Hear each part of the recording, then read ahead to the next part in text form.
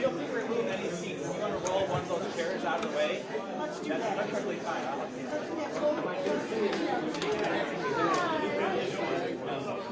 Just roll it right back over here.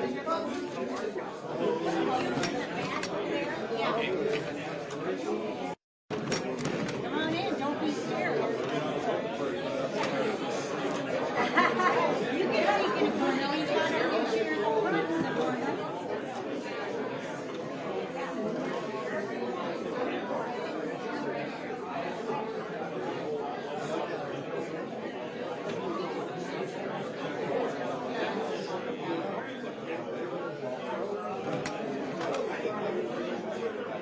Yeah, I think that's going to have to be push them down all that. Hi! What the hell? What are you doing? Thanks for coming. I know. How are people feeling? How did you well, we have the team.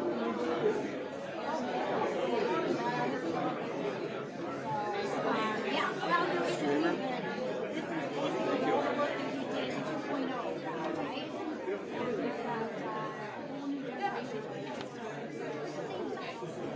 Yeah, I'm aware. I talked to Brandy. I'm here to. Nice to see you. Yeah. Do you guys want?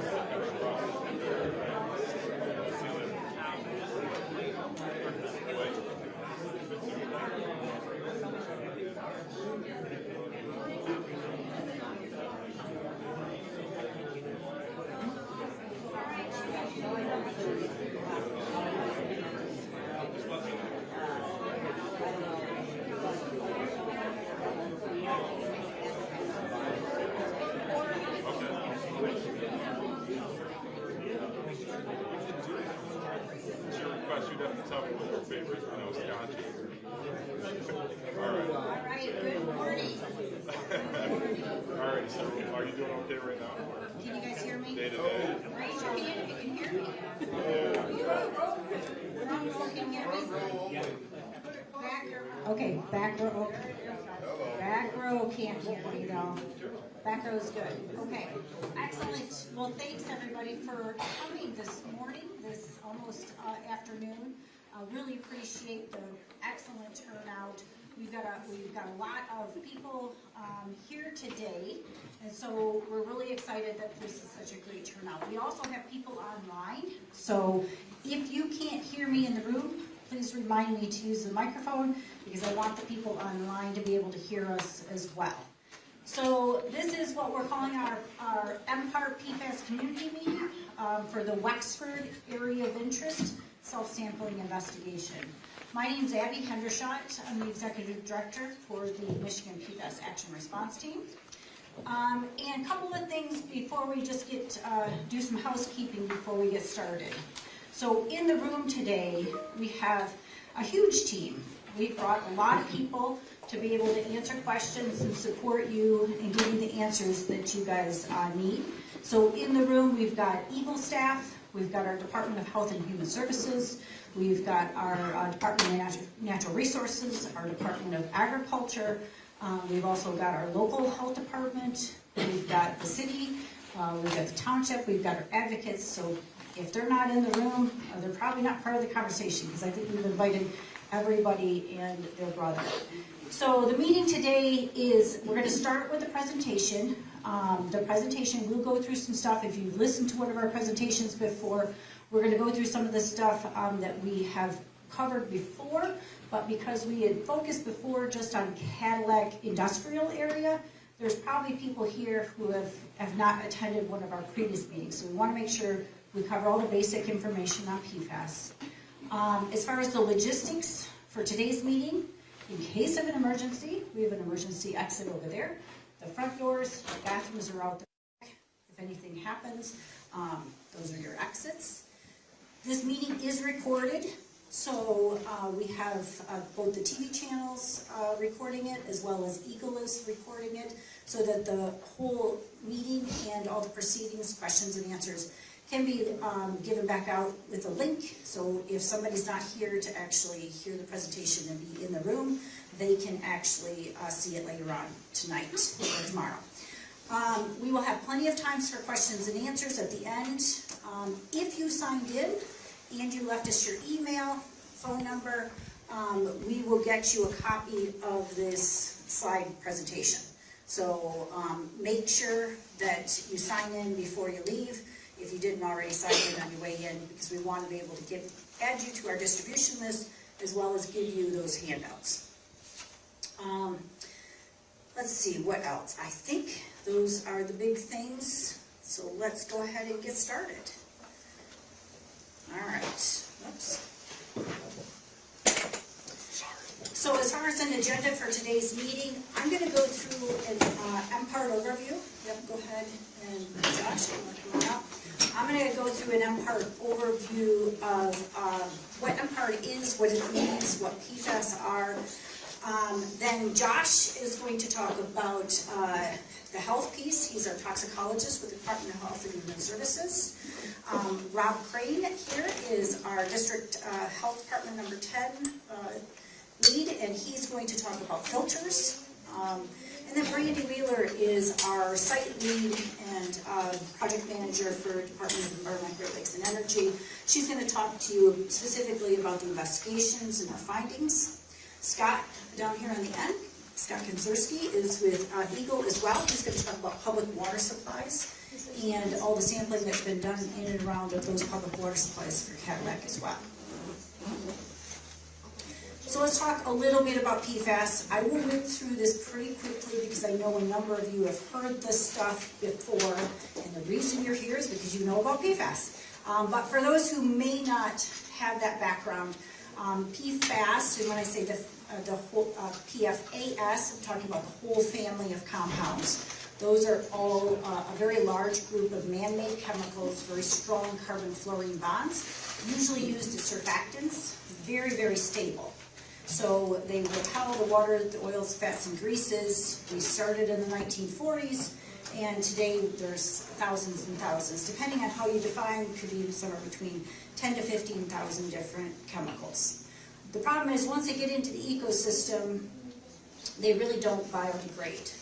They can biotransform, but they don't really break down in sunlight in natural conditions. So they are very hard to get rid of. They can bioaccumulate in our bodies. Most everybody in the room here has PFAS in their blood already, just from the way we use it in our everyday world. PFAS, we know, have health effects, and so Josh is going to talk a little bit more about that. There's a lot of emerging science and information. Since we started this PFAS journey 6 years ago, a lot more is known today than was known then. And we do have federal standards for drinking water, so that's a good step forward. When you talk about PFAS uses, the reason it's so complex is because we use PFAS in so many everyday products. Everything from carpet cleaning products to food packaging to, you know, the couch that you sit on at home has probably got some sort of a stain resistant. Your carpets are probably stain proofed. Your paints are going to have that scrubbable quality, which are going to make them PFAS resistant. And then your nonstick cookware, your car seats, household cleaners, your clothing, outdoor gear, anything that's waterproofed, stain resistant, or has a surfactant quality that allows things to spread easily, the sealants and stuff, is going to have some sort of a PFAS component. Firefighting foam does have PFAS in some of the firefighting foam, not necessarily in all of it. So it depends on which type of fire they're trying to fight. All right, so next slide. So when we talk about MPART, that's an acronym you're going to hear a lot today. We're talking about our Michigan PFAS Action Response Team. It's made up of 7 different state agencies, many of whom are in the room today with you. All of those agencies have a role to talk about PFAS. Department of Transportation is going to work with our airports, natural resources, obviously our fish and wildlife. Agriculture is going to work with our farms and our aquaculture. Local health department is going to work with our public and with actually handing out filters, doing those on the ground responses. Military is all of our military sites. State public health is going to be doing a lot of that research. We don't have time today to go into a lot of the research they're doing, but there is a ton of work going on around PFAS and at the state level for public health. Eagle is going to be doing a lot of the environmental investigations, and then obviously licensing and regulatory affairs is where the fire marshal's office is held. And so our state fire marshal is in Lara. So they all have a piece of this puzzle, and part of the reason MPART is actually not a regulatory body. So as a non-regulatory piece, my job is to do communication, coordination, and collaboration, and to keep everybody going in the same direction with a strategic response. So every project team, which is why we brought so many people today, every project team has these people involved, depending on the needs of the specific situation. So we'll have our Eagle investigation team talking about groundwater, residential well sampling, wastewater discharge, surface water, fish collection, public drinking water, and biosolids. DHHS will be bringing our toxicologists, our geologists, epidemiologists, health educator, community engagement, and then they also issue the Eat Safe Fish Guides. And then local health is talking about filter deployment, community outreach. We work as a team, and I'm not even kidding you. We've probably had 100 meetings on Cadillac alone since we had our first town hall last year in September. So we're meeting weekly with our team. We're meeting every other week with the local officials, with the local advocates, to try to keep everybody up to date on the data and what we're seeing. So investigation process, just to kind of give you an idea, when we become aware of a site where groundwater is over criteria, or where we have elevated results from a private drinking water well, that's kind of what starts the whole process. We looked for other sampling results that might indicate potential sources from surface water or other routine monitoring data. That project team then is formed to make sure that we are coming together to look at the data in a holistic manner, and then try to put together a strategy to identify if there's additional homes that need to be sampled.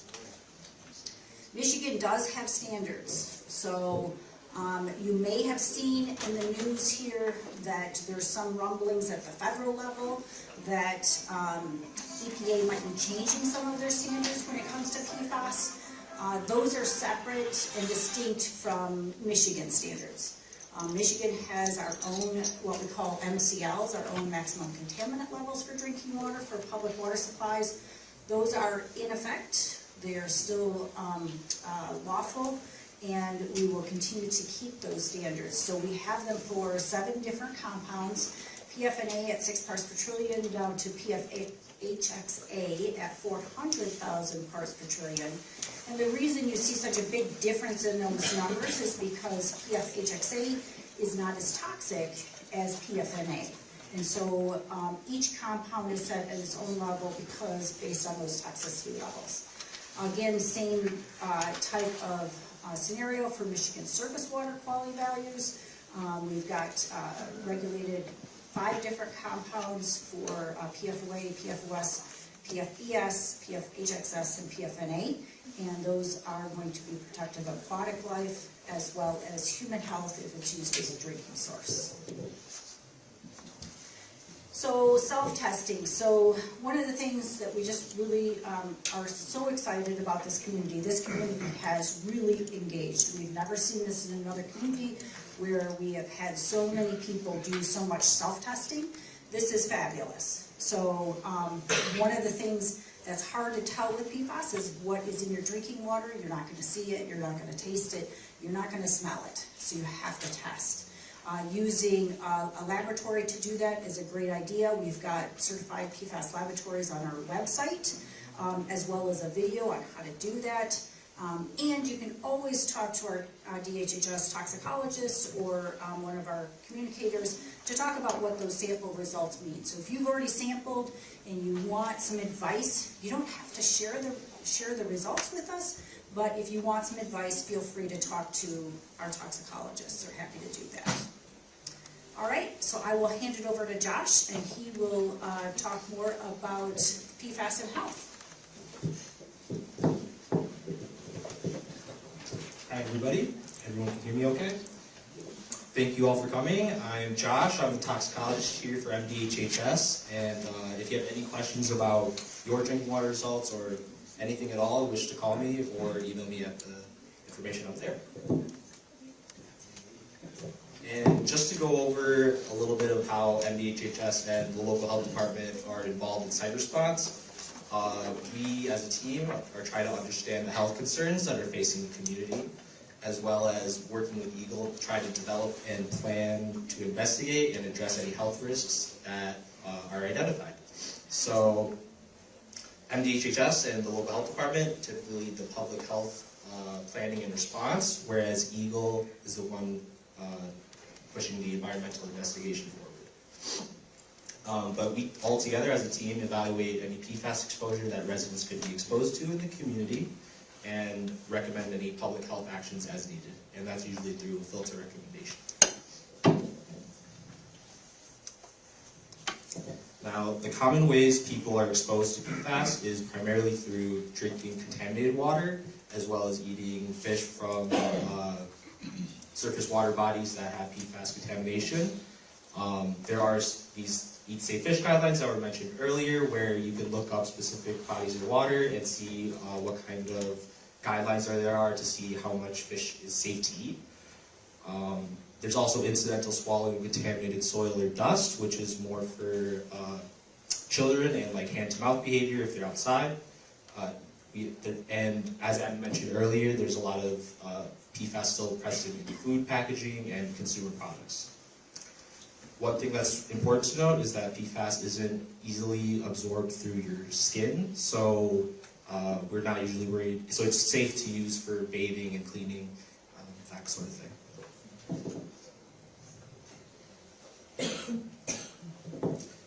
This slide is showing a study that was done in the US, testing the average concentrations of PFAS in a bunch of people's blood. And as you can see on the left-hand side, that's the concentration, and on the bottom, that's the years that were sampled. And the most important thing is that you can see everyone in the start, or a large proportion of the population had PFAS present in their blood.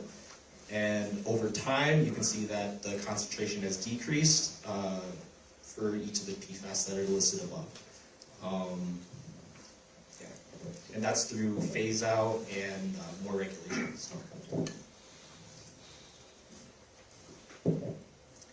Now to go over some of the associated human health outcomes for PFOA and PFOS. These are some of the most widely researched PFAS. There's reduced fertility, high blood pressure or preeclampsia in pregnant women, as well as small decreases in infant birth weight and increases in cholesterol, specifically LDL and total. There's also thyroid disease, liver damage, decreased immune system response to vaccines, and certain types of cancer has a higher chance of susceptibility, particularly kidney and testicular.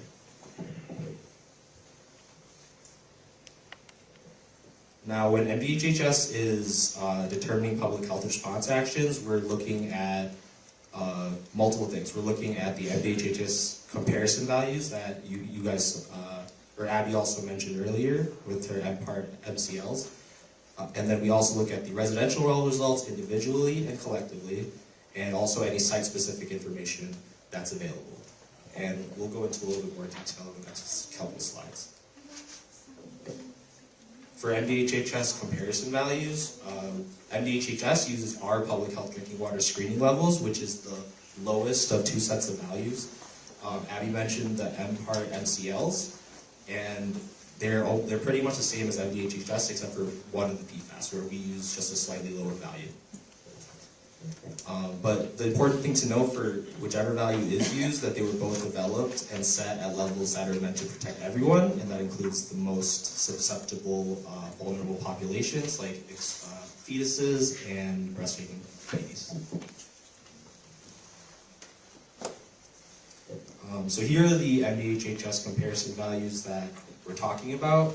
The PFOS at the top, that's the only one that's different from the MPART MCLs. It's at 8 instead of 16.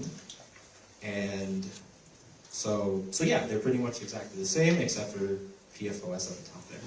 And these are what we use to compare your well results and see if it's exceeding or if it's exceeding these values. When we look at residential well results individually, like I said, we're comparing them against those comparison values in that table. And generally, we're giving people that are exceeding those values filters as an alternative water recommendation until a more permanent solution is found. And for collectively, we're looking at in addition to the single well result, all the well results in the area, because it could be indicative of, it'll help determine if there's actually something to be concerned about. Such as in this scenario, where there's a detection in the middle houses, and all the houses around that house are non-detect. And in a similar scenario, maybe if they have the same concentration, but this scenario, they're in an area where there are many other exceedances, so we would believe that there might be a plume in that area or some sort of source, and we would most likely recommend a filter for the residents surrounded by the exceedances and might not for that resident around all the non-detects.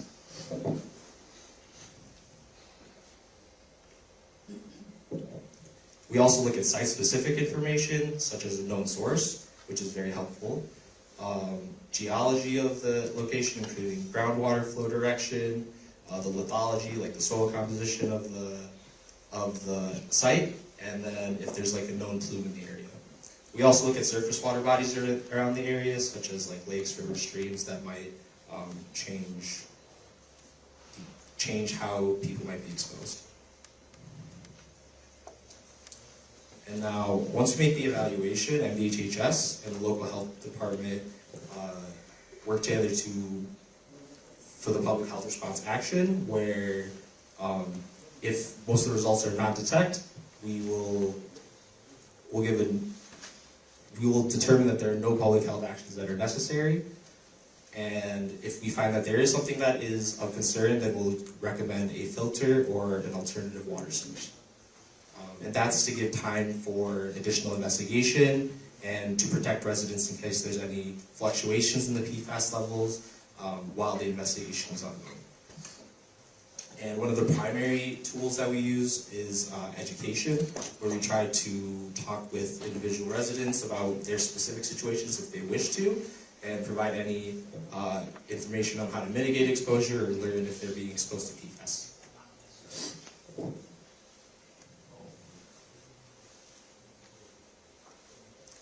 So when we're talking about filters, I just want to make one thing clear, is that MDHHS are the ones generally doing the evaluation section, and the local health department are the ones that follow through on that and work with the residents to get them the filter.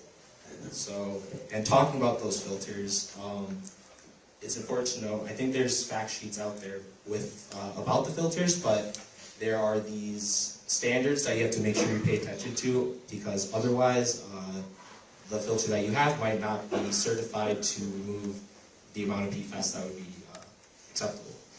So, and another really important thing to note is that a lot of these aren't super easy to install, so I probably couldn't do it, but someone who has a little bit of plumbing knowledge might be able to. So it's very important that you install it correctly. Okay, and just to go over like the Eat Safe Fish guidelines, this is from the Lake Mitchell and Lake Cadillac areas, and the Eat Safe Fish guidelines are derived from a study where they go around the state collecting fish samples from different water bodies, and depending on the concentrations of contaminants that they find in the fish, they will derive a value, and those Eat Safe Fish guidelines will be put out. So these are the current Eat Safe Fish guidelines for Lake Cadillac and Lake Mitchell. As you can see, they're primarily driven by mercury and not PFAS at the moment. But as you saw in that previous slide, there are PFAS that are present in some of the bluegill that were found in Lake Mitchell and Lake Cadillac. And so the Eat Safe Fish guidelines are not yet updated, but they should be updated hopefully soon. And then I'll hand it over to the District Health Department.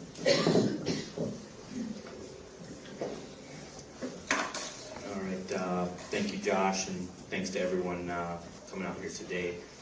Yeah, my name is Rob Crane. I'm here representing the local health department, District Health Department number 10, and I'm going to talk a little bit about those point-of-use home filters that Josh was talking about.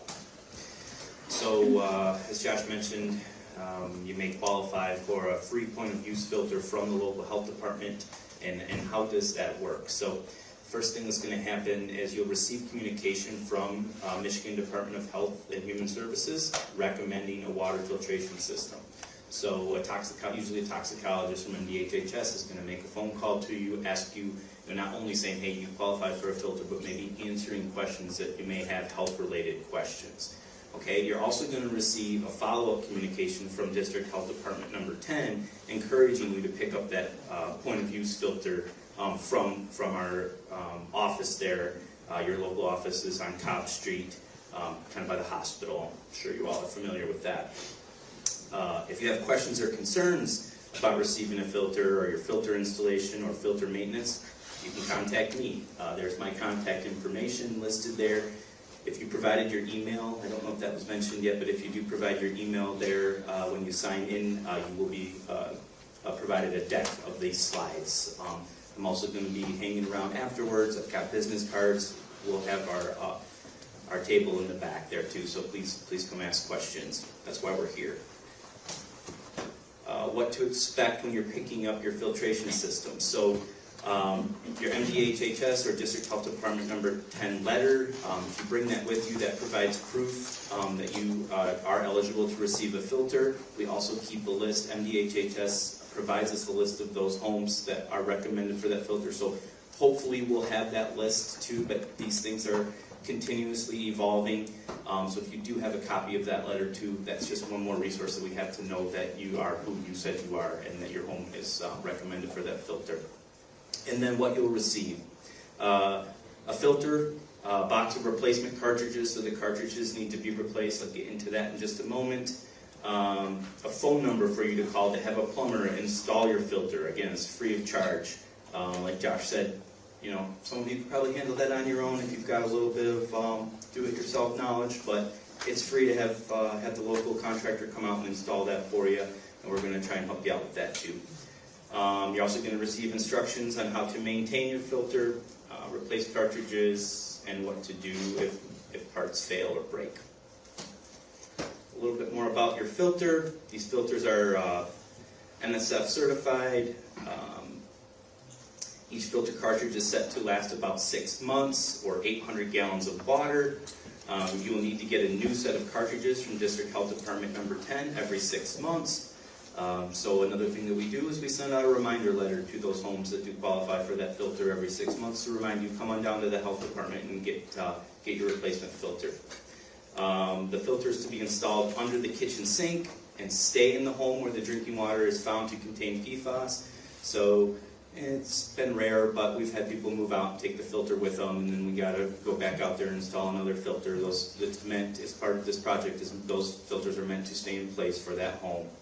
And then you may dispose of your used cartridges in your household trash. They are not considered hazardous material. Again, any questions, please feel free to contact me. There's my phone number, my email, and I'll be around here after the presentation. And I think now I hand it off to Scott. Randy. Thank you. Hello. Great, so my name is Randy Wheeler, so I work for Eagle. I'm part of the Remediation and Redevelopment Division. So that means that usually I'm dealing with the ground and groundwater. I'm just part of the massive team that we've talked about before. So I'm going to start getting into the science of it. I promise I'll try to make it as digestible as possible. We have nice maps. It's a lot, it's ongoing, and it's just what we found since the last town hall, just updating everybody on what we found. I'm also available. Everyone will be here afterwards. My contact information, if you ever have any questions, you can always reach out. So to kind of get started, we're going to kind of orient ourselves. So when I'm talking about homes, their wells, what aquifers, so we have different aquifers. We've got the sand layers, the clay layers. Out here we have a lot of sand and clay. When we have homes that come up with a detection or maybe an exceedance of PFAS, it can be sort of hard to figure out whether or not homes next to it are affected or not. So when we're talking about that, we mean that your home is set at 70 feet and maybe your neighbor's isn't. You might also be only 50 feet away and be in completely different geology. So we're looking at depth, distance, directions, any other detections in the area. We're looking at stuff like concentration. If we can find your well information, we're going to look at that as well. Geology and the hydrogeology, anything we know about the aquifer from something nearby, we always look through our files from other divisions, and just anything that we know nearby. So those are those type of things that we talk about whenever we get into meetings and whenever we receive information for people's homes. So this map, it might be kind of hard. It's a very broad area that we've been discussing. We also have a copy of this up front if you want to look at it closer, or you'll get a copy in the PowerPoint slide presentation. So just to kind of orient, we have those orange boxes. Those are where we are currently investigating. So those are out in Boone. Those are near the airport, near Platte Road, and that roundabout that you guys might know, and then south of town and a couple of the subdivisions down there. We also have on there some older investigations that we did. So we have that kind of green box next to that yellow box near the industrial park. So the yellow box is the industrial park. The green is kind of where we have investigated in the past. We also have the purple box, which is an investigation we've been doing for the last several months as well. And then there's a really light blue one that I'm so sorry you guys probably can't see very well, but that's also another one. Just so that we're all on the same page when we're talking about the next couple slides. So we've been doing data-driven approaches. So When MPART is investigating, they're investigating for exposure and risk. That is direct point exposure to people's homes, their drinking water, what they're ingesting. That's a little bit of a different approach than typically for like the remediation and redevelopment division. We usually focus on what is in the ground, the groundwater, the aquifers and stuff like that. So when we're doing exposure and risk, it's about your well and your well information and where it's pulling from. So we've been doing a lot of investigation into what could potentially be sources. So sources like that, they help inform us. They don't always drive, like a lot of the historic information can be spotty. We're taking a lot of information from the community for what you guys know about the area. You guys have lived here longer than a lot of us have. But we have a lot of potential sources that we've been looking into. And we also evaluate with that, like we said before. We have the whole MPART team. We've got EGLE, we have DHHS, local health, and everybody who could potentially help us figure something out. So we have our routine update meetings where we all discuss together. We've been doing weekly, so any new information we all share, and we discuss exactly what's going to happen next.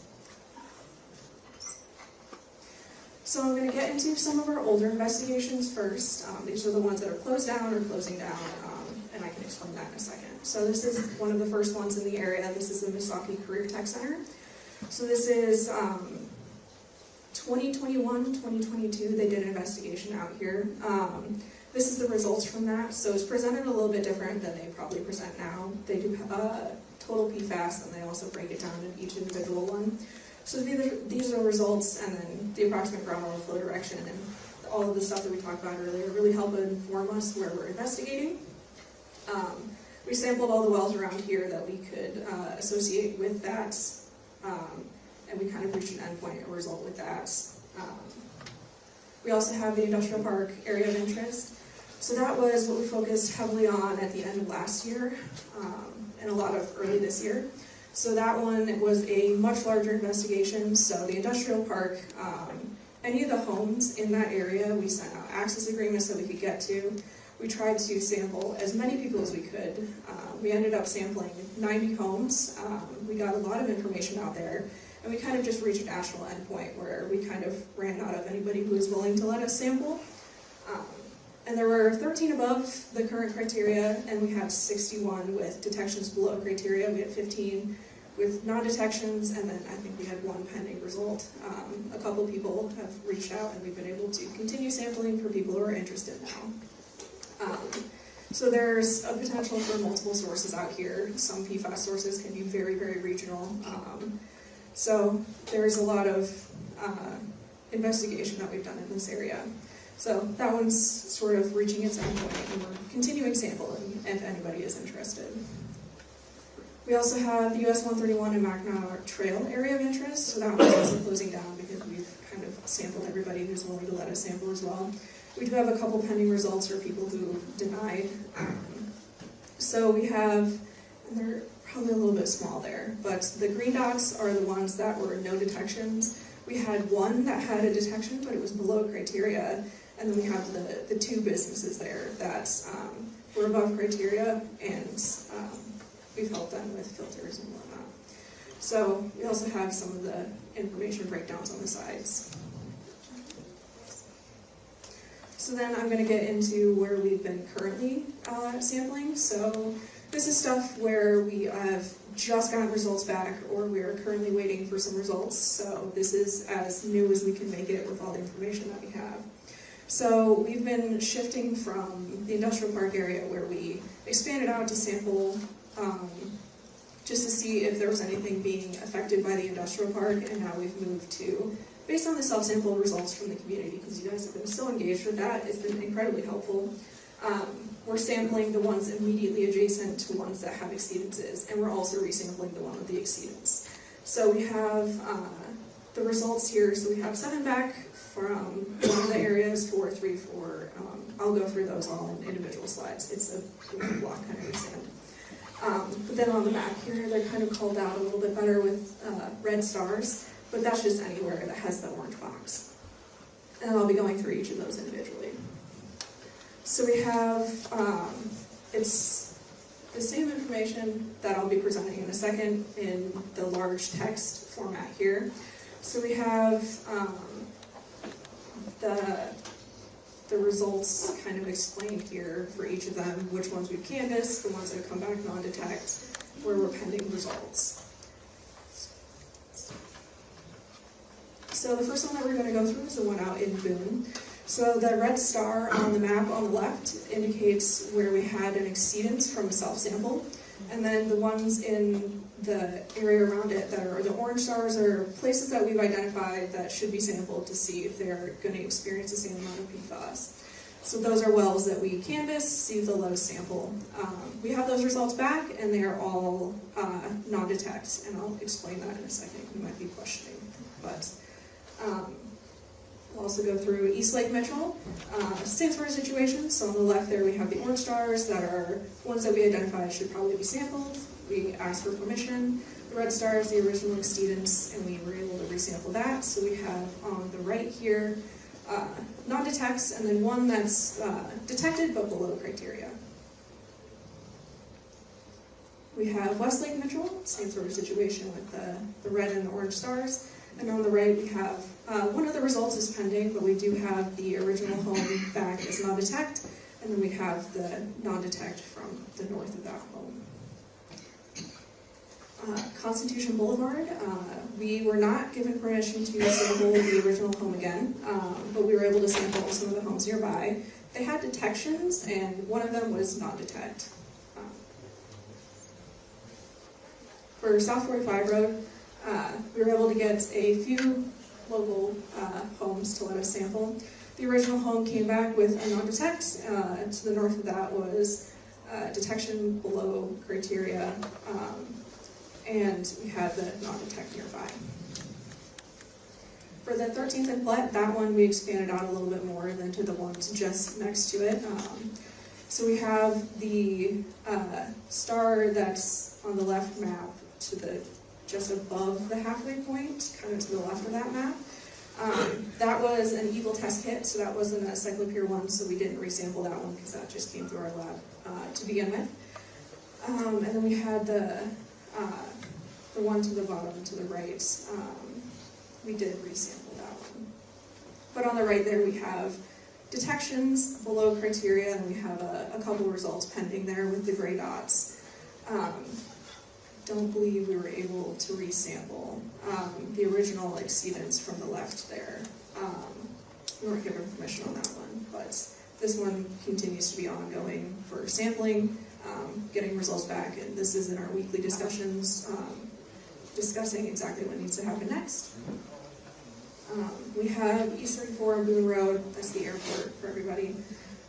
So the original detection was the airport, and we reached out to see what businesses and what places had wells around the area that we would be able to sample. We had 3 that let us sample, and we're currently waiting for those results, and they haven't come in yet. That's as early as this morning, so I apologize for that one. So I'm going to talk about cyclopure self-sample test kits. So the City of Cadillac has offered the cyclopure tests to residents that haven't sampled previously or been sampled by the Eagle and the MPART team. So Herring Township has also been coordinating some cyclopure self-sampling and giving out kits. And these are provided to us for evaluation, so we meet every week and we discuss these. Any of the results that are sent to the Eagle Lab are provided to us as well internally, but because we don't have the same permission for every sample, we haven't been sharing those on maps just because we have to have permission if we're going to be sharing results on maps of people's homes. But we use these to identify patterns, sources, potential additional investigations. And then we also, the numbers on that, we have 354 results back from the Cadillac area. And they keep coming in, so thank you guys so much for that. We really appreciate it, and we've been discussing them every single week. So the cyclopure and the Eagle Lab data, you might be kind of questioning, why did they come back as a exceedance, and then when we sampled, it was a non-detect. So we're still discussing that. We're talking with Cyclopure, kind of figuring out next steps on that. I wanted to discuss for a second on maybe the differences between Cyclopure and Eagle and where we can kind of pursue figuring out maybe what happened. So Cyclopure uses a bit of a different collection method, but they follow like similar lab methods as the EPA methods. So their website describes it as analysis of water samples is validated to the requirements of the EPA methods. That's just a more complex way to kind of say that first sentence. It's just a different collection method. So when you're collecting PFAS samples, it's incredibly sensitive. We're talking about parts per trillion. It's very hard to wrap your head around kind of how sensitive that has to be. So there's potential for stuff like cross-contamination, anything like that. So that's why we try to keep to good methodology, rigorous sampling, quality control, that sort of thing, so that when something like this happens, we can kind of figure out maybe what happened. So as a summary, also, we were able to resample 6 locations, but we were only given permission to resample 4 that had the original exceedances. So we only have 4 locations where the Cyclopure and the Eagle didn't quite match up. So we're looking at those results, and I'll show those in just one second, side by side. And then Eagle's lab, just as we've sampled like 6,000 samples. It's a certified lab, so we're running proven kind of procedures there for our lab as well. So we have the data side by side for the Cyclopure and the Eagle comparison. So each of these is one of the results. We have the Cyclopure on the left and the Eagle lab on the right. So we see it's the PFOA and PFOS most often that's coming back with similar results, and when we sample, it's a non-detect. So when we were going through the data and trying to analyze it from what was happening, this kind of brought up some questions. So that's what we're still looking into when we're discussing the Cyclopure. But the only other difference would be the one on the bottom left, which had a PFHPS. That also showed up. But the other ones were just PFOA and PFOS. Real quick, I'm also going to pivot a little bit on this. So we also do surface water sampling. So that is from lakes, streams, that sort of thing, just a grab sample from the surface water. There was no exceedances in the 2022 sampling event, and they were about background levels, but you can see we have these little purple dots there, and those are samples that are being taken today, actually. So we'll get an updated data set, and they're doing quite a few more sampling locations from the area. Previously, it was only a few. These are also mapped on the MPART website. We have the surface water samples as a little hexagon, I think, that you can look at if you're curious, but we should be getting updated data on that soon. And I believe that's it. I'll hand off to Scott. Thank you, guys. Thank you, Brandon. Hello, everybody. My name is Scott Konzarski. I work in the Emerging Contaminants Unit in Drinking Water and Environmental Health Division. Oh, sorry. At the bottom of the slide, you can see my contact information, my phone number, my email. Feel free to reach out to me at any time. I'll be around after the talk if you want to discuss what I have to present here. I only have a couple slides for you, and then I'm going to hand it back to Abby, and then I think we're going to open it up for questions. So the Cadillac region is supplied primarily by 2 municipal community water supply systems. These are the Cadillac Community Water Supply System and the Herring Charter Township Community Water Supply System. City of Cadillac, both systems have been doing compliance monitoring since 2020, when Michigan passed PFAS MCLs for drinking water supplies. Cadillac is on annual monitoring, and all of the historic, since 2020, compliance monitoring has shown non-detections for all PFAS compounds tested. Unfortunately, Herring Township Community Water Supply has had small detections of PFAS in their drinking water. However, they have all fallen below our Michigan PFAS criteria. The remainder of the region primarily utilizes private drinking water wells and non-community public water supplies. Those are public water supplies that supply like schools and factories, but they're not intended for year-round residential use. This graphic here, essentially, let's see if I can do this. Oops, there we go. Okay, so this graphic shows the two community public water supplies. Here's the service area for the Cadillac water system. And up above here you can see that this is the Herring Charter Township service area. And you see these little clusters of dots to the north and east, to the east and to the south. These represent either smaller community water supplies or non-community water supplies that also conduct compliance monitoring for PFAS. So I'm going to start up here and I'll work my way down. Here is Baker College and the Cadillac YMCA. Those are both on annual monitoring, have never shown any PFAS in their drinking water. This little cluster of three here is representative of the Wexford Misaki ISD complex. They have had detections of one or more PFAS, and all those supplies are in quarterly monitoring. If we go to the east here,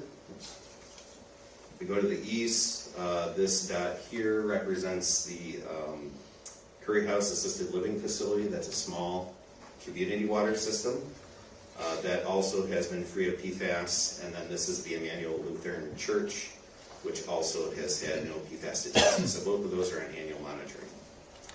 Going to the south here, this cluster, this one here is the Evergreen Resort. They've only had one detection of PFAS, and it's been well below magnitudes below any drinking water criteria. So they are on annual.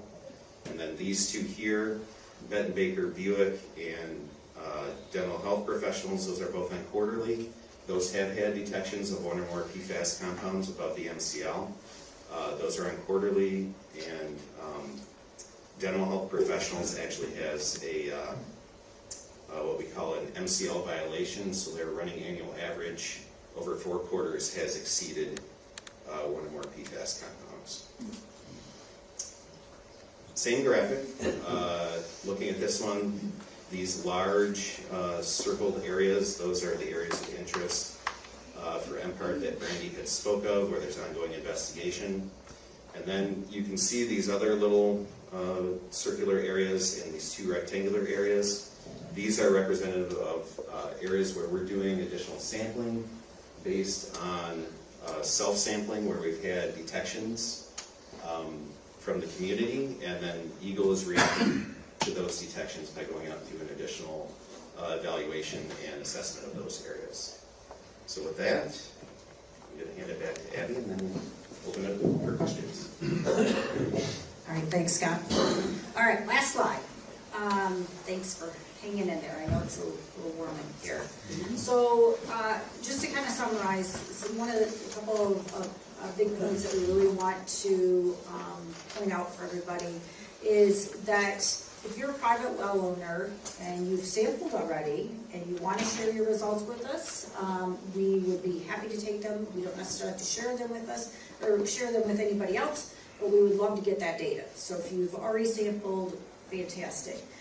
If you haven't sampled, we would encourage all private well owners to know what's in their drinking water. It's important for your family, for your own public health, and it's good just to know, right? If you, the filters, there are PFAS filters out there that Rob talked about, Josh talked about, so, you know, getting a filter to protect your family is also another option.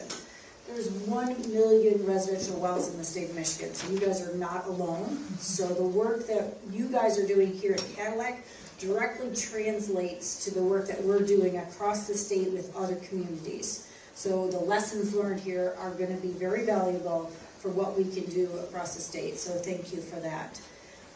We're going to continue to look at those self-samples. As long as we get data coming in the door, we're going to continue to look at that. We're going to continue to see if additional investigation or additional sampling is needed. we're going to continue to let the science and the data drive these decisions. So a lot of concerns out there. We're vetting a lot of things, trying to understand potential sources, what we're hearing from the community, what this data shows, what what these sampling results and differences mean to us.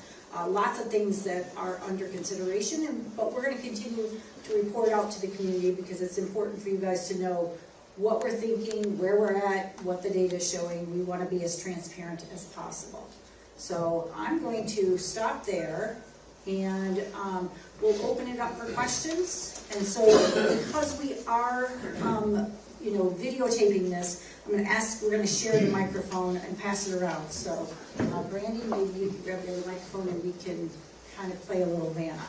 So who wants to start with the first question? Here, yes. So bear with us. We'll make sure everybody can hear the questions.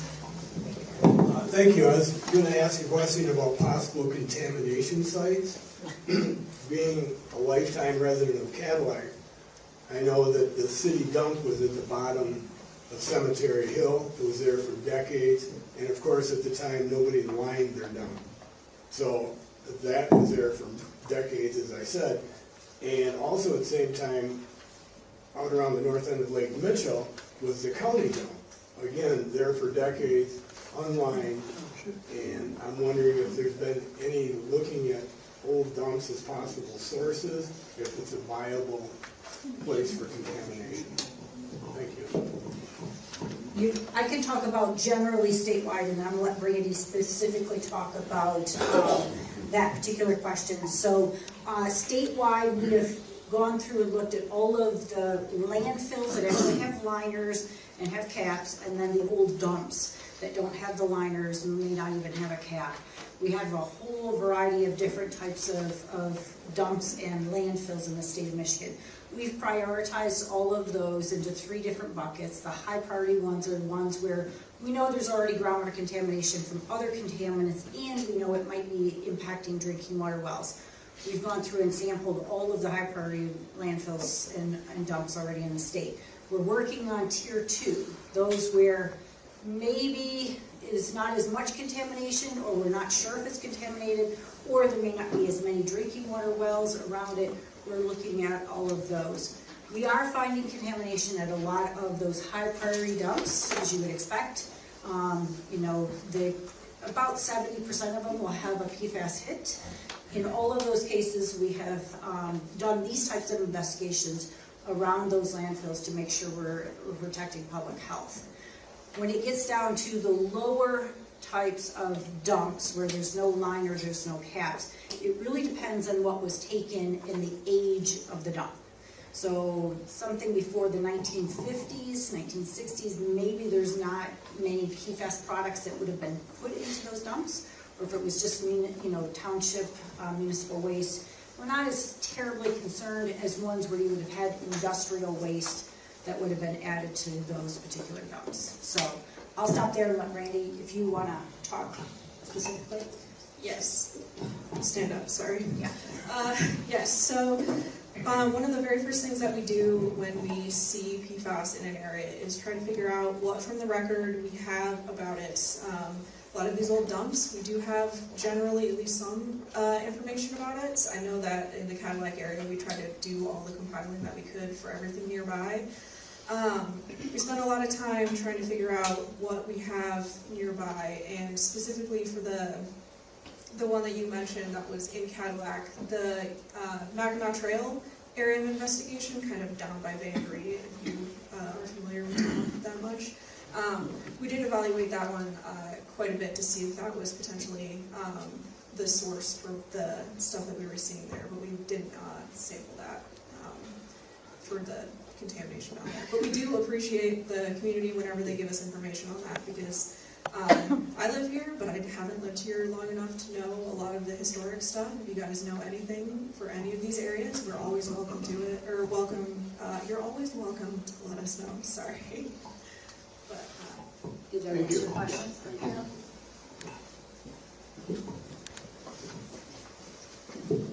Thank you. This message is for Josh. On your The blood sampling of PFAS, I noticed it was from 2000 to 2018. Yeah. Is there any newer study? It's 6 years ago. The NA study, yeah, there's new data, we just haven't updated the slides yet. And we also have a bioengineering program going on in Michigan, for Michigan residents as well. So. Okay, I just felt like it should have been sooner. And then my second question, if you don't mind, and this is for Brandy, regarding the CycloClear and Egley comparison of that screen there, could you bring that back up, please? Yeah, in a second. Yes, right there. I mean, I'm looking at that top right one, and I'm seeing 19.4, and then I'm seeing the no detection.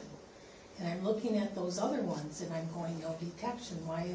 And so, I guess I'm confused. Why, I mean, if one was like a 0.1 and no detection, I could understand that because they're so similar, but that seems like there's a big difference.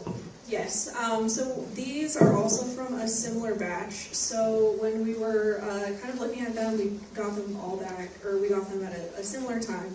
So when we see stuff like this come in where it's, 19 to nothing, that kind of makes us confused as well. So we've been looking into it, we've been discussing with CycloPure kind of what we can do to essentially do resamples, maybe add in like a third-party lab so that we can get someone other than just us and CycloPure so that we can kind of get to the bottom of why we're seeing something like this where there was an exceedance of something like 24 and then coming back with nothing. There's small variations when you're doing sampling, but it usually doesn't account for something like this, so we're still discussing. Yeah. So this one's definitely a head scratcher for us. We don't really want to speculate on potential. There are some differences not in the methodology, but in the sample collection, where we sample, those kinds of things. We still wouldn't expect to see this kind of difference. So yeah, we're gonna dive into this. We literally just got these results end of last week, and so we haven't had a chance to really sit down with both labs and go through the differences and try to figure this out. But it's going to require some additional evaluation and some additional work, resampling, because we want to make sure that we all get the full story and we understand the data.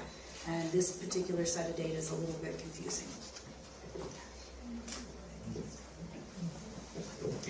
Thank you, Abby. Chuck Meek out of Traverse City.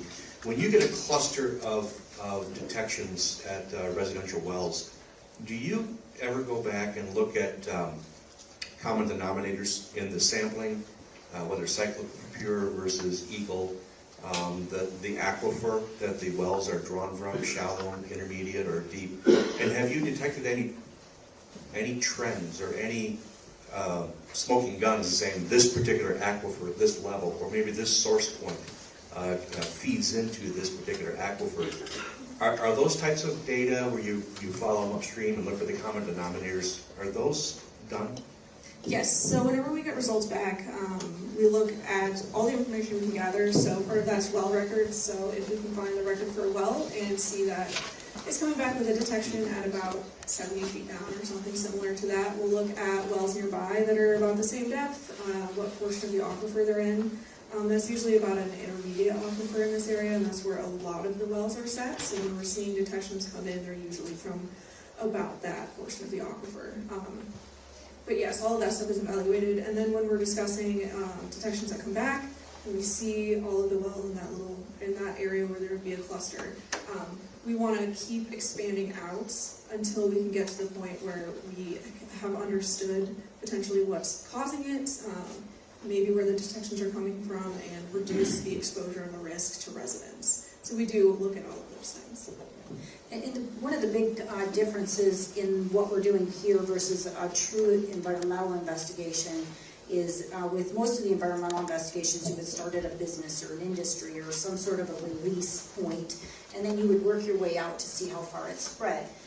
In this particular case, we don't know of a specific release, so we're working to look at, okay, let's look at the houses and figure out, does it look like there's something around these houses that might be a plume or might be some groundwater contamination?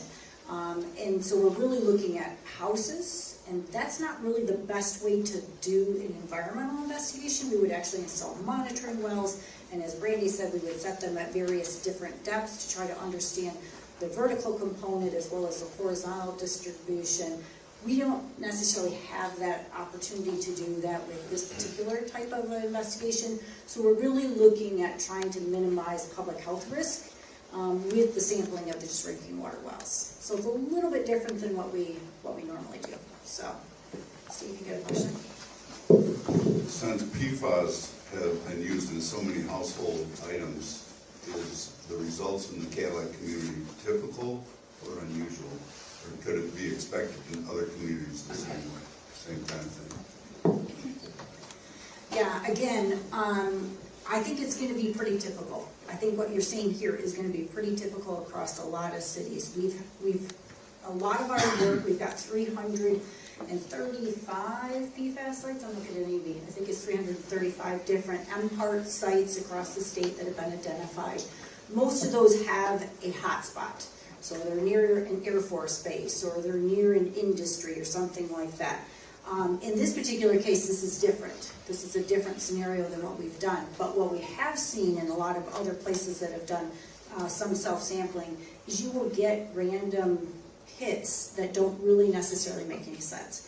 And so that's why we're really going to use the lessons learned from this particular situation to look at other communities to see what else we've got. We've done some sampling in a few communities where we've done preventative, precautionary sampling to look at PFAS, and we will get some low-level detections below criteria. But I think what we're seeing here is you've got potentially a lot of low-level sources out there, and we're getting these hits that don't necessarily mean there's one big, giant groundwater plume, which is good and bad news, right? It's a lot harder to track when it's a lot of smaller sources, or when you're trying to track something that is a little bit more randomized. Do you want to add anything to that? Okay. Good question. All right. Any other questions over here? I understand that Mackinac Trail Middle School has 2 wells that are 300 plus feet deep, and one of them has tested positive. I know that's also in close proximity to dental professionals. Anyway, I'm wondering, are those wells being monitored on a regular basis as a school? Yeah, that's what we would call a non-transient, non-community water supply, and they have to go through compliance monitoring with their water system. So those, that detection, I think was one, I don't have the data in front of me, but it was one PFAS compound. It's a non-regulated compound, and it was at a very low level. But that adds to the overall, picture that we're getting here in Cadillac with all the other results and investigations that are going on. But yes, they are regularly sampled. And I do think that the dental professionals and the Benton and Baker Buick were also very deep wells. I think they were like 200 feet. Yes, yep. So that's a little concerning, but we're evaluating that right now.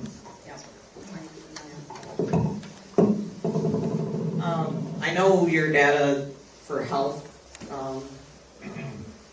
shows that your PFAS level goes down over time. Is that like, if I have a high exposure and I have PFAS in my blood system, will I expect it to drop over time if I have no more exposure?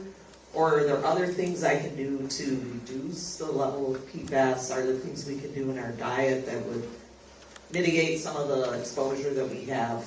Because it sounds like, if I go to the dentist, I might get PFAS. If I drink water from a bottle that is plastic, I might get PFAS. So there's other sources that we're all going to have to deal with at some point in our lives. So yeah, I'm just curious about that. Yeah, that's a great question. PFAS does not stay in your body forever. We do have processes where we naturally get rid of PFAS. They're not particularly the fastest, but eventually the levels in your body through stop exposure will go down. So, yeah. Depending on the length of the individual PFAS. So PFOS is an 8-chain carbon molecule. It's going to last longer than something that's a 4-carbon chain molecule. So PFBS may only last, weeks to months, where PFOS may last 5 to 7 years. So the half-life depends on each individual molecule, but having a clean drinking water source is definitely the best thing that you can do to protect yourself, and then you can work to try to understand the potential exposures in individual life. There's food packaging. A lot of the food packaging industry is trying to eliminate PFAS from the food packaging. There's a lot of testing going on. We're still trying to understand food in general, but I think drinking water is your primary source. And then, of course, if you're following the Eat Safe Fish Guide because there's particular species of fish in particular bodies of water that are more at risk for PFAS than others. So you really need to look at each individual lake to determine, what those recommendations are for fish. Oh, and I forgot the last part of your question was, is there like additional stuff that you could do to help eliminate PFAS from your body? Not to the best of my knowledge, really. Some oatmeal.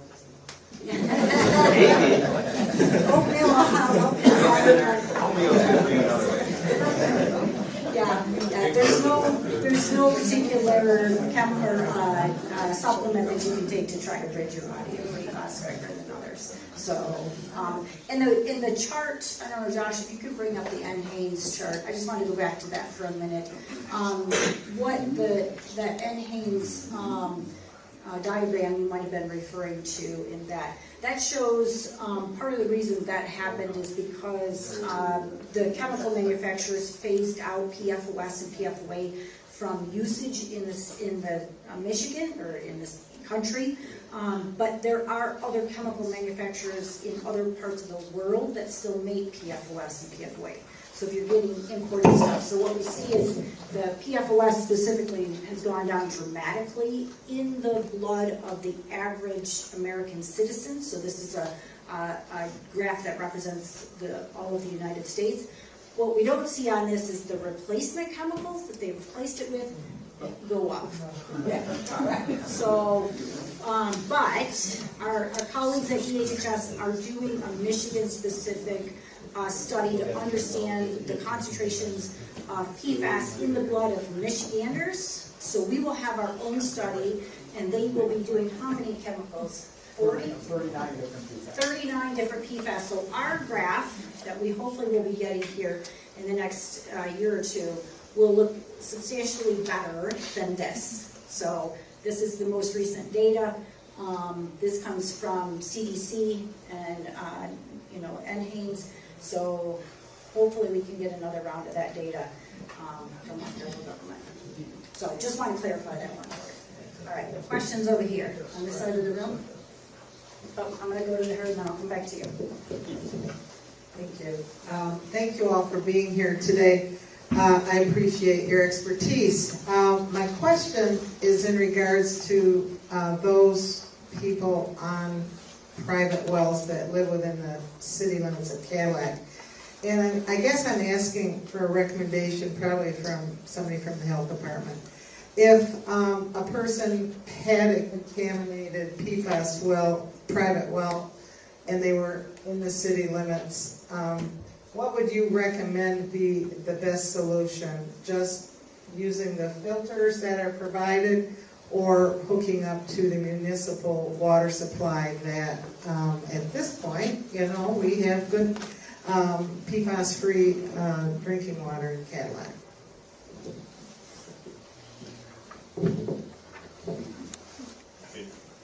Good question, Did I know? Oops, and maybe on this side. Thank you for the question. So if you had a well inside the city, so my first recommendation would be don't drink the water. And then what is a short-term solution for you may be a filter, but then we would want to contact the city of Cadillac and the utility department to figure out the feasibility of hooking up to that municipal supply as a long-term solution. That's what I would tell you. I think the other consideration for homeowners is that if you get a test and you know that you've got PFAS in your water, you want to sell your house, you do have to legally disclose that. So obviously, I know not everybody is comfortable with city water, but the city water is getting tested very often, and so in the long run, that's probably your best solution. But I know everybody's got very strong feelings about that, so I don't think we're going to recommend anything to you. We're going to hopefully give you all the information you need to make that your own personal choice. And I would just add to that outside of PFAS, the city also does regular routine compliance monitoring for other contaminants of concern that you might not be aware of in your residential well. So, a lot of them, quite a few of them. So, I'd just like to know if reverse if your distillation will take the PFAS out of your water, PFAS by distillation, or reverse osmosis, whichever one would be best. okay. I'm not sure what you mean by distillation, but reverse osmosis can work if you're properly maintaining it for your home. I know there are reverse osmosis out there that work on your kitchen sink. They can work. Just know that when that reverse osmosis system flushes, it'll flush all those contaminants into your septic system. So just something else to consider. But we know that they can work if properly maintained. The thing with all of this stuff is you have to properly maintain your filters, have to properly maintain your reverse osmosis, and all of the other stuff. So that is Distillation machine also. I'm just wondering which one. Probably a distillation machine. I don't know. Is anybody familiar? Water distiller. Boils and condenses it, basically. Oh, yeah. Distilled water. Okay, it's not, in order to physically remove PFAS, it either has to go through carbon and be stripped, or in order to destroy PFAS, it has to get to about 2,000 degrees. So I don't think your distiller is doing that. Yeah. It does have a carbon filter also. It has a carbon filter. Well, our refrigerators have carbon filters, but are they PFAS certified? I don't think so. And who changes their carbon filter on their fridge? Anybody? I don't see any hands in the room. Okay. Let's admit it. We don't change those filters. Two parts, and you touched on it just briefly here, but at past meetings, you folks have talked about septic tank contamination. Could somebody discuss that a little, and then I have a question also. Okay, so let me talk about that. I'm sorry. Yeah, that's all right.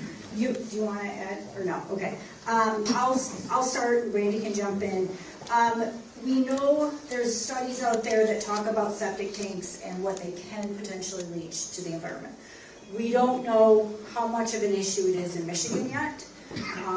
We would expect there's probably some cases of it, but we don't really understand if that's going to be a case for some of these individual locations here in Cadillac. So we don't have any Michigan-specific data. The studies show, they've done some studies out in New England that do show that there's definitely some PFAS that are in our septic tanks, but it's going to be very individual to each home.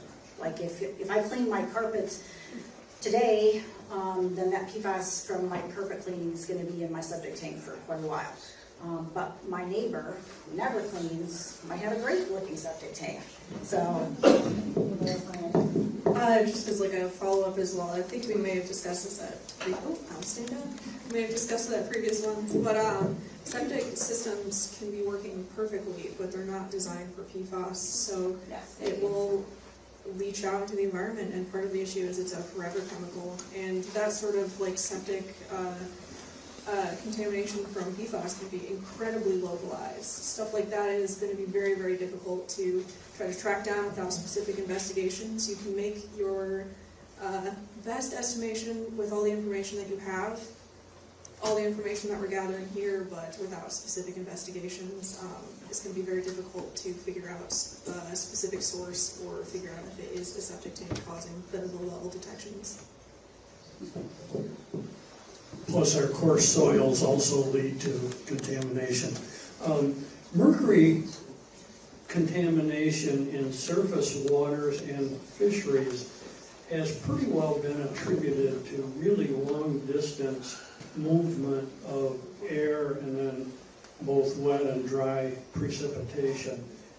Are there any studies on that with PFAS? Because, you know, it's showing up in our lakes and our fish, and where is it coming from? Yes, there are studies out on atmospheric deposition and dispersion through the air. We know that it happens. It's what we see out in like North Carolina. They've got the Chemours plant out there. They know that they've tracked that air plume from that facility like 25 miles. So we know that it happens.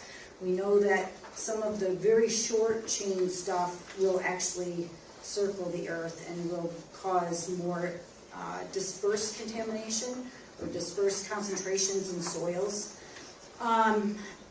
When that happens, we see more of the shorter chain, and we're seeing it mostly in soils. You won't see the groundwater contamination occurring from that unless it's from a localized source, like you've got a big chemical facility in your state and they're actually causing contamination.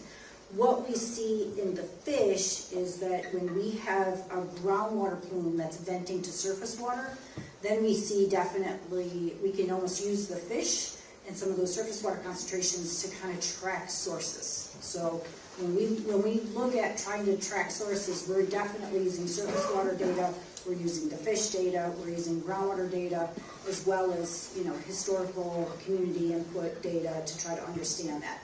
Because that does, and we do see in cases where we've cut off some of those industrial sources that the fish concentrations will go down quite a bit. And so you can see those fish actually clean up as they eliminate the PFAS, and that PFAS is taken out of the surface water.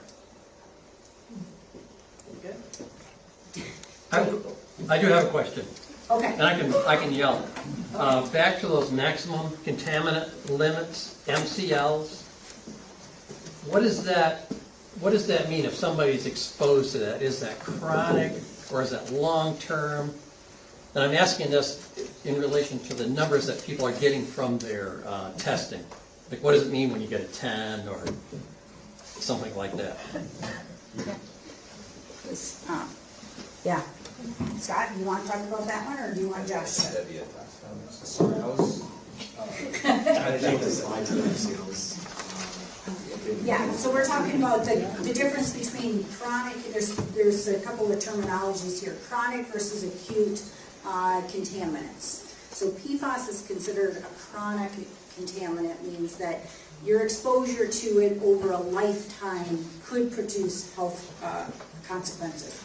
Whereas an acute contaminant would be something where you're exposed to it over, you know, days and weeks, months, and you could potentially get health effects. So acute means something very different in the toxicology world than a chronic contaminant. PFAS is a chronic contaminant. We would expect that you could have lifetime exposures and come up with these numbers. They both, you know, are set to standards so that we're being protective for public health, but there is a difference in our world about, you know, an acute versus a chronic contaminant. Do you want either of them in your drinking water? No, you don't. But Josh, did you want to add anything else? Yeah, and just for like those PFAS health outcomes and that we shared, those are all examples, and they're primarily for when exposure is at higher concentrations and for longer periods of time. So none of those are like you drink PFAS today and tomorrow you get a thyroid disease. It's more like you're drinking it for years and maybe you'll get a thyroid disease. And one of the classic cases that we've got in our state is a citizen we've got down in the west side of the state who ended up with 100,000 parts per trillion in her drinking water. She does have thyroid issues, but she was, again, drinking it for probably 20 years and not realizing it. So those are the extreme cases. Luckily, we're not dealing with that kind of a situation here, so that's good. All right, this gentleman's been very patient. Yes, so we're all talking about water quality here and we care about it. You mentioned you test for other chemicals some places. What are your positions on fluoride or atrazine? Any communities getting that in water added to it? And what are your positions on chemicals like fluoride and atrazine? I think I just left that to Brian Thurston, who's our divisions. But we've got more team for you. Yeah, Brian? Hello, I'm Brian Thurston, Assistant Division Director for Drinking Water Environmental Health Division at Eagle. And we are testing for different, so the things that are federally, the National Primary Drinking Water Standards, so EPA sets what those standards are. And we test against Michigan for all of our community water supplies and our non-community non-transient water supplies are tested against that set of parameters. And they give out consumer confidence reports. Any detections that are given that are following that are disclosed to the people that are drinking that water. So like say Cadillac, if they have something that comes in their annual consumer confidence report out to you, is sent out to your systems on the website. Those are how we would tell you if they have. Most of the time they're non-detecting all the parameters in there. We do test for fluoride, natural occurring that's in there, and also sometimes people are putting it in for health benefits. They add it for fluoridation to help your teeth and other things that are out there. So there is sometimes additives being placed in, but either way, after they put it in, it's always, after anything is added to the system, we monitor it. What's called point of entry to the distribution system. So it's after anything that is in, any chemicals used, anything being set in the system that is going for chlorination or stuff, all of that at the final point, that's where it's tested. And so if we have anything there, if it hits above one of these, there's an MCL set for fluoride at 4 parts per million. If it was to get at that level, there would have to be an immediate public notice, a tier 2 public notice. And in Michigan, if it goes above 2, if there's any, that's their secondary level, but there's a public notice requirement in the consumer confidence report that would say that if it goes above 2, they have to disclose language and tell you how you may be able to help yourself because it has some negative health effects on your teeth called modeling, and then there's other research that's being also looked at there. Not a lot of natural occurring fluoride in this area, doesn't really have much natural occurring fluoride. In the limestone formations in the northwestern and northeastern lower peninsula, there is a fair amount of natural occurring fluoride that's in the formation that we call Pfas formation, of limestone formations have it, but we don't really have much in the area, in this area that would have it. The glacial formations that we have here, nobody goes to rock. Rock's 700 feet down. You go to rock. Anything on atrazine? On atrazine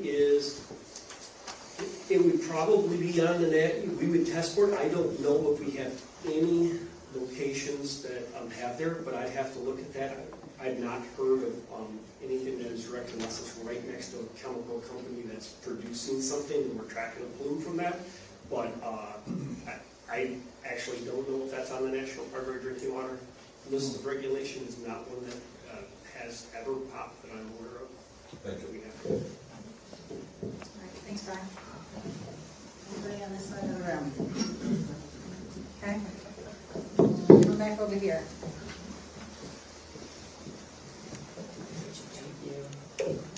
Speaking of teeth, I was surprised to look at that list and saw dental floss. PFAS. So is this all dental floss? Is it waxed? Is it certain types? That's just a little question of mine. My other question is the bio stuff that's being spread on farm fields as fertilizer. What is in that, and does it fit into the picture of PFAS? Great question. I'll take the dental floss question, and then my other two assistants can come up from the back. Not stand so close to this thing. Dental floss, I know that originally there was some talk about the Glide dental floss having PFAS. I do think that most of the manufacturers have tried to eliminate PFAS from their dental floss, but that would be something you'd have to look at brand by brand because it's not listed. I mean, there's generally not a list of ingredients on your dental floss. So, yeah. And that's what makes this so hard is is that you don't always know if there's PFAS in your products because it's not always listed. So on your biosolids question, I do have the biosolids supervisor here, and actually the whole team, and so I'll let them, come on up, Tori, Stephanie, and they can answer questions on biosolids because it's a pretty it's complex, but it's something that we've been tackling as a state here and have a pretty good success rate. So, Tori, you want to start? Hi, Victoria Story. I handle biosolids compliance for the Cadillac, Bay City, and Gaylord districts with Eagle. So what are biosolids? When a wastewater treatment plant receives their influent, the solids that are removed during that process can be further treated to reduce the amount of pathogens and other pollutants in the material. And then that material can then be beneficially reused as a fertilizer alternative for farmers. So these materials do have a lot of organic nutrients and organic matter and nutrients like nitrogen, phosphorus, potassium in them. They are usually provided to farmers at little to no cost, so it's very appealing to farmers in the area. But they are also heavily monitored for PFAS and other contaminants. So I will let Stephanie here talk more about the PFAS monitoring that goes into the biosolid application. Hi, I'm Stephanie Kamer. I'm the Emerging Pollutants Section Manager for Eagle in our Water Resources Division. So we've been looking at biosolids and monitoring biosolids as a program since 2021. We started initially looking at municipal wastewater and both effluent and biosolids back in 2018. So we are one of the first states to actually implement a program that requires monitoring of all biosolids that are before they're land applied. So they require monitoring once a year for most facilities. If the facility has what we call EQ, Class A EQ biosolids, they actually monitor quarterly. So I believe like Cadillac is one of those facilities, so they're monitoring quarterly for PFAS, as is the Great Lakes Water Authority, who also applies up in this area. They're monitoring quarterly also. They sample, they submit results to us and Eagle, and they also are required to provide those results to the farmer and the landowner prior to land application. We look at the results for the PFAS concentrations. We kind of have thresholds. Our program, a big part of it is ensuring that we're not going to land apply what we call industrially impacted biosolids anymore. In the past, there was a potential that if a municipality was receiving industrial process water from an industry in the past, we were not monitoring for PFAS, right? It's emerging pollutant, so some of these municipal plants weren't required to monitor. The industries didn't know necessarily that was in their process water. That PFAS could end up impacting that treatment plant, passing through the effluent and accumulating the biosolids. So we implemented this strategy to ensure we're not going to be land applying any of those industrially impacted biosolids that create the issues that you hear about on farms, like in the news. What we are land applying, we look at, we have thresholds if they're above a certain number. 20 parts per billion, we require mitigation when they land apply. For this area, all three facilities that we looked at have all been below average. They've not required any additional efforts because their numbers have been very low when you look at them statewide. There's actually a flyer in the back table. We've got like a 6-page flyer on biosolids because we knew that this was a particular issue of concern up in this area that provides additional information. So is Cadillac's biosolids, can you speak to that specifically? Yeah, well below our limits for at least the 20 parts per billion. We don't have any records of them ever going over that 20 parts per billion. And again, they're monitoring that quarterly. And then same for their... Can you give me the mic? Thanks. So we don't have any record of Cadillac for their PFAS results. They've always been well below that 20 parts per billion, that first tier, which is why they're able to maintain their Class A exceptional quality status for biosolids, which is the highest level you can get. And then for their heavy metals and all that other stuff, they also monitor that. And then they have had exceedances in the past, but the past 5 to 6 years, they've always been well below limits for any of those heavy metals like arsenic, lead, all those tested pollutants as well. Thank you. Yeah. And then we will be available for questions after if you guys want to come up and talk to us. Give follow up on there. So atrazine is on the National Primary Drinking Water List. It is tested by all community and non-transient, non-community water systems. We'll be testing those on a routine basis. On there, and it is 3 parts per billion is the MCL for that. And I'm not aware that we have any systems. We probably have some we look at there, but in Cadillac, I don't think we have anything that I'm aware of. You guys want to look at some of that, but I'm not aware of anything that's there. The city's here. Thank goodness. Yeah, so not aware of any problems. Thank you. All right, excellent, thanks, Brian. All right, did that answer your question on biosolids? Yes, okay. Amy, you've got something real quick? This is for Scott. So don't leave people concerned about going to the dentist and going to a car dealership. Can you explain what those two entities have to do since one or both of them have exceedances of the drinking water? Okay. So Ben Baker, they've had individual exceedances of one or more PFAS compounds, and they go on quarterly monitoring, but compliance is determined by a running annual average because water quality can change over time. So they are now what we consider an MCL violation.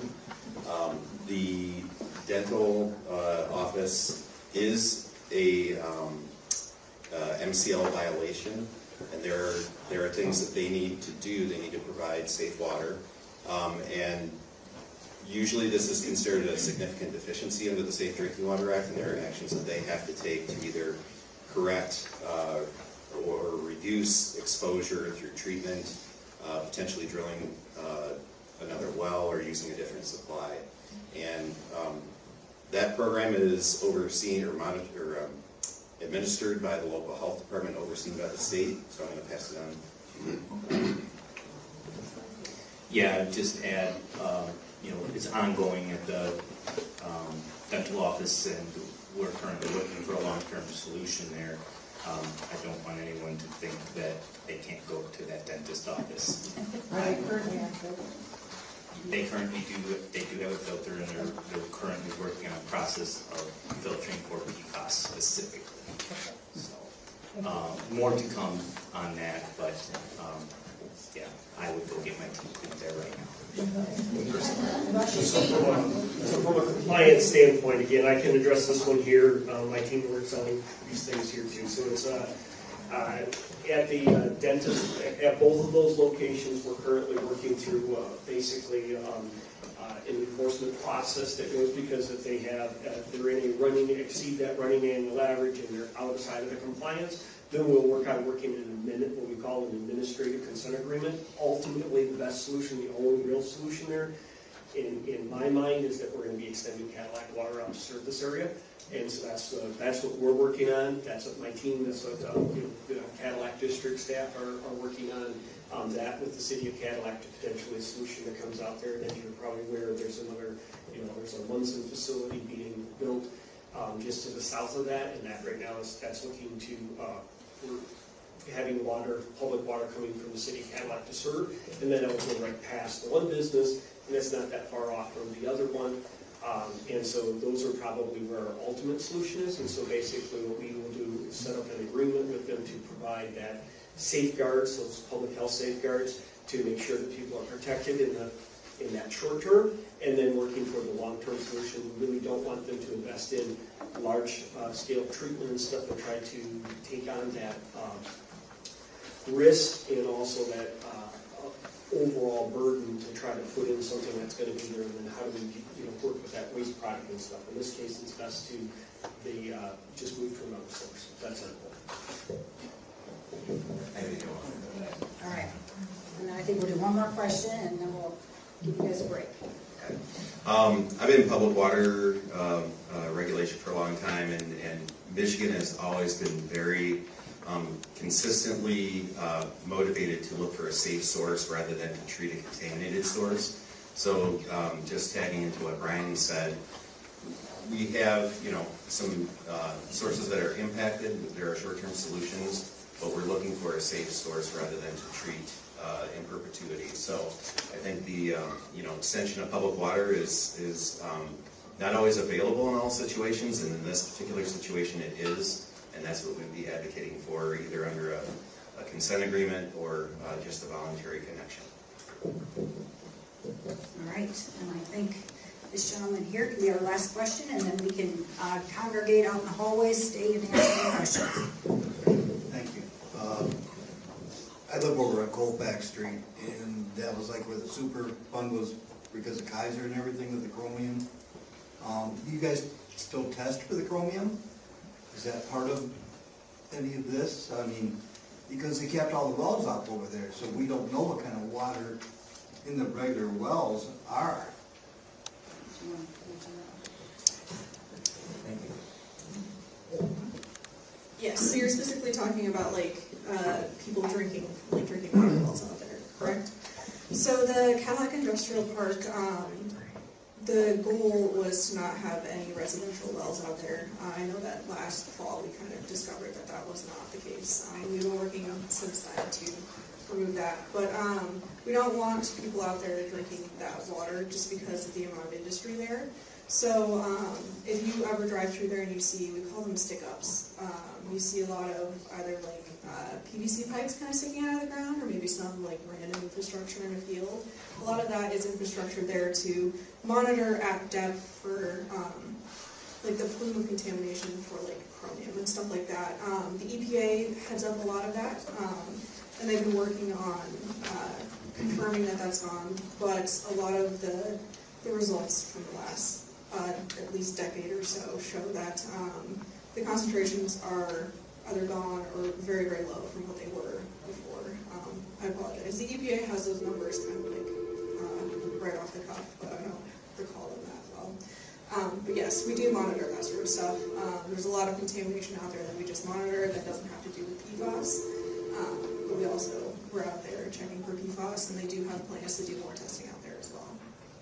And then the state of Michigan also is looking into doing some more studies out there, specifically going out there to test in areas that would be of interest to make sure that we can either protect citizens or kind of put a better line on where stuff is kind of falling there. But it's all in the works right now. If that answers your full question. We just have a few questions online, so I'm going to let Jim ask those questions, and then we can share the microphone. Yeah, hi. From our online audience, we do have a couple of questions.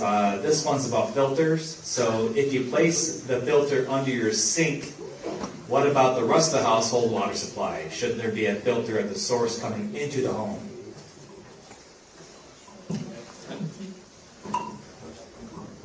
So when we're talking about PFAS exposure, we're primarily worried about ingestion, and so that's why the filter under the sink would be effective. It's removing all the PFAS right before you drink it. And the thing of note is that PFAS isn't easily absorbed through the skin, and it's still safe to use for bathing and cleaning, so generally you don't need to have a filter for the entire house. Okay, the other question was, does Eagle test primarily outside faucets or inside? Usually outside of spigot, right? Yeah. Just for consistency, we usually test from the outside spigot when available. If there's not an available outside spigot, then we'll coordinate with the homeowner, go inside and sample from there. Okay, last question though about fish safety, lake and fish safety. Any recommendations on consumptions? Good websites. Oh, yeah. Yes, please go on Eat Safe Fish, this website right here, michigan.gov/eatsafefish, and you should be able to find most of the large water bodies around the state. So. And there are statewide recommendations as well. So if you don't see your specific lake, look at the statewide recommendations, because there are generally mercury advisories for the whole state. So if you don't see one there for PFAS, definitely look at mercury, because it is also toxic, and you also want to be cognizant of that. And then just to go back to the other question about where Eagle samples, we generally sample from the outside spigot because we're trying to avoid all the inside water filters, water softeners, all of that kind of stuff. It's not always an easy place to sample in the house because we're looking at the we're looking at the actual source of water and trying to understand that. So that's where EGLE usually samples. But that's one of the considerations that we're going to be looking at in talking with, and looking at our data compared to cyclopeers as well, is those kinds of considerations. All right, so thank you, everybody. I really appreciate it. This is a very robust conversation. You guys endured it's a little warm here, sorry for the heat. But thanks for coming. This entire proceedings will be online. We will send you, if you signed up, you gave us your email, we will send you a link to the recording. We'll send you a copy of the slides. And happy to take any of your other questions. We'll stay as long as you want and talk. We've got tons of things to do because you're always working on Cadillac, it seems like, but happy to stay and chat with you. So thank you, everybody. Really appreciate it.